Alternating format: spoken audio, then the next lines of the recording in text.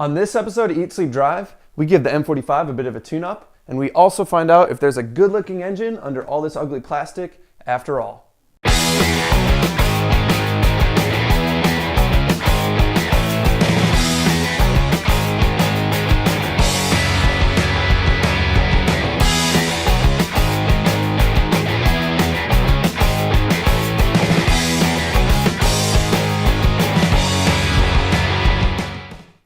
All right, so today we're going to be doing a little bit of maintenance on the M45. The first thing we're going to want to do is a bit of an oil change. This is Rotella T6, or as it's affectionately called in the Subaru community, Brotella, because it is a gift from the gods to EJ engines. But that's besides the fact. This stuff runs really well in a lot of different cars.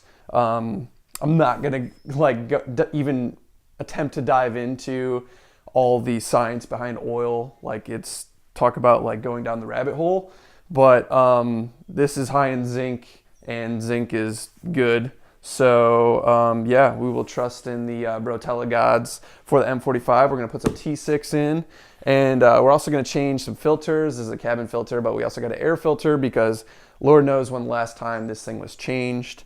And then after all that, we're going to remove all these stupid plastic engine covers and see if there's a beautiful V8 under here. But the first thing I like to do is get the engine a little bit warm so the oil drains out easier and quicker. It's not a must, but it's just kind of a habit I get in, and usually makes things go a little faster. So we're gonna take it for a quick spin, and then we'll get to it.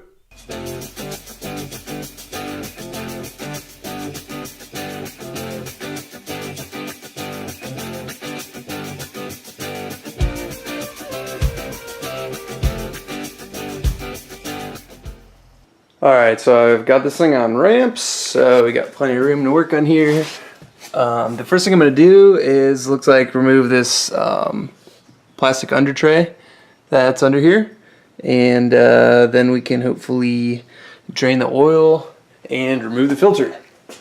All right, I just got to show you guys this. This friggin' under tray.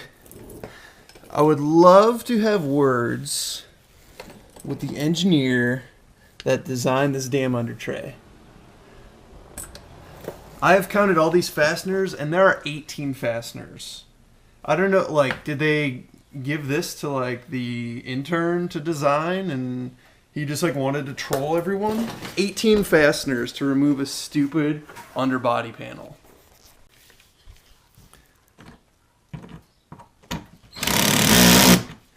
What the hell? More Torx.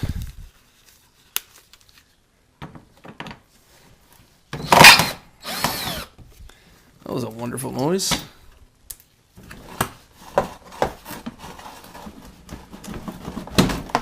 Alright. Thankfully half those fasteners are broke, so I had to do like 8 of them. Alright, what are the odds that I have this aligned properly? I'm gonna go with 50-50 oil on the floor. Let's see. Oh, not bad. The Nissan gods were relatively kind to us this time. A lot of times these oil filters are in like the worst imaginable positions, and they drip on everything. Hondas are notorious offenders of that, but looks like fortunately we got lucky on this one. As I almost get oil on the floor. It's not a proper oil change without oil on the garage floor. So there are a lot of schools of thought on as to whether or not you should rub oil on the O-ring gasket on the oil filter. I do it because it makes me feel better. Whether or not it helps or not is almost irrelevant. I like to think that it does, but if it doesn't, no big deal. I feel a lot better when I do it. Another thing, like if a lot of oil filters, or maybe some oil filters, I should say, are installed kind of vertically, like in this position on cars, if you can, you'll want to fill the oil filter with oil ahead of time, and that just helps, minimize the amount of time that the engine doesn't have oil circulating through it. It's probably overkill. It's not really a big deal, but once again, another thing that makes me feel better about it. And then give a quick wipe down, so if we do see oil on the ground, we know it's not from our oil change and that something is actually leaking. So this is good and tight. All right, so we're all done with the bottom of the engine. It's time to fill it up with some Brotella. So let's fill her up and give her the power of the Bro. It's basically like HGH for your engine. So basically we're done with the oil change, but while the engine bay is open, we might as well change this air filter and get rid of these stupid friggin' things. God, those are so stupid. So here's the air box. Let's undo these clippies. Pull this fucking thing out. It's interesting. And unveil. Oh, dude. Oh, it makes me so happy when I can replace an air filter and it's actually like all grimy and stuff. Like there's actually bugs in here. I don't know if you can see those bugs, but that makes me feel so much better. Clean side, obviously. Dirty side. But yeah, so bam. There's a bit of a difference, huh? Or actually it's this side, but. All right, let's get rid of this freaking thing. And there's like, there's a weird, no, that can't be right. Let's do it like this. I'm not a stupid man. How's this go? All right, so my camera died while I was doing this, which was probably a bad sign that it took me so long to figure out. But yeah, so this is slanted, and I was trying to do this, and I was trying to do that, and it was really dumb.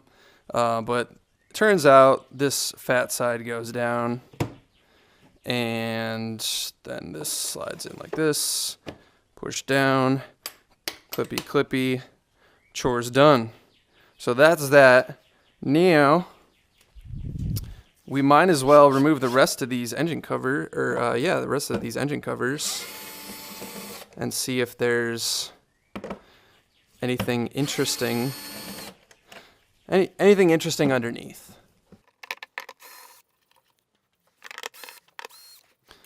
All right. 4 fasteners. Oh, something's gonna happen. Get rid of these fasteners. Something is gonna happen. Would you look at that? Wow, this thing is insulated and everything. But yeah, that's not too bad. That looks kind of cool, actually. I really like this this intake manifold, and I like it a hell of a lot more than like all this bullshit. So I'd say that's a keeper.